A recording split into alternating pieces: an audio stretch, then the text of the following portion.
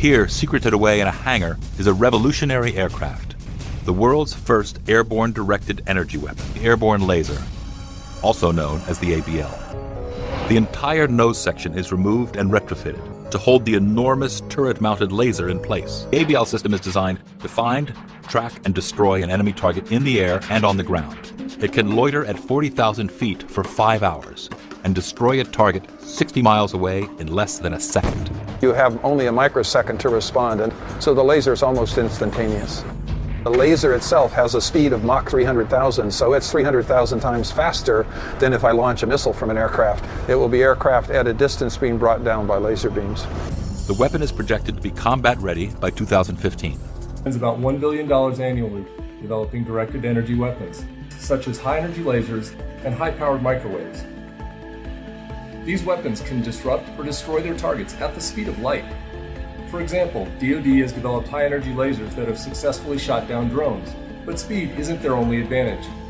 They're also less expensive per use than traditional weapons like guns and missiles. Despite those potential advantages, DoD has had trouble getting these technologies out of the lab and into service. The Army has developed a detailed transition plan to support moving these weapons into the next stages of development. We recommended that the Navy and the Air Force develop similar plans.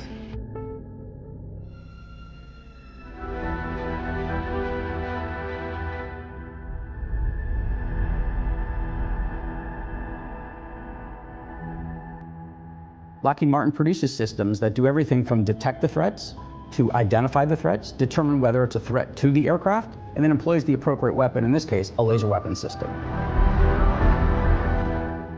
What we're hearing from our customers is that they need a layered, multi-domain defensive approach that can be integrated across platforms to neutralize these threats across all those domains.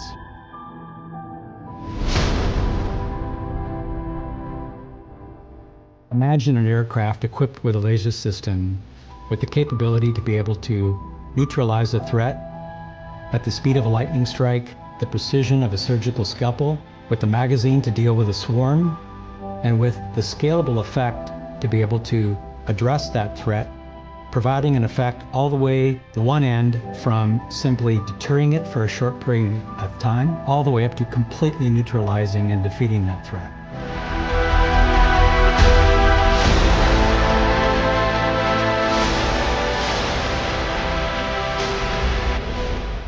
We were able to integrate our laser weapon system, Athena, into the classified C2 network and receive cues from the radar on the range in order to execute the full kill chain.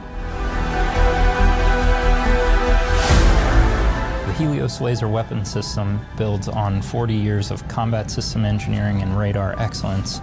That is a fundamental change for laser weapon systems, which here to date have been prototypes added to a ship. Helios will be integrated into the ship.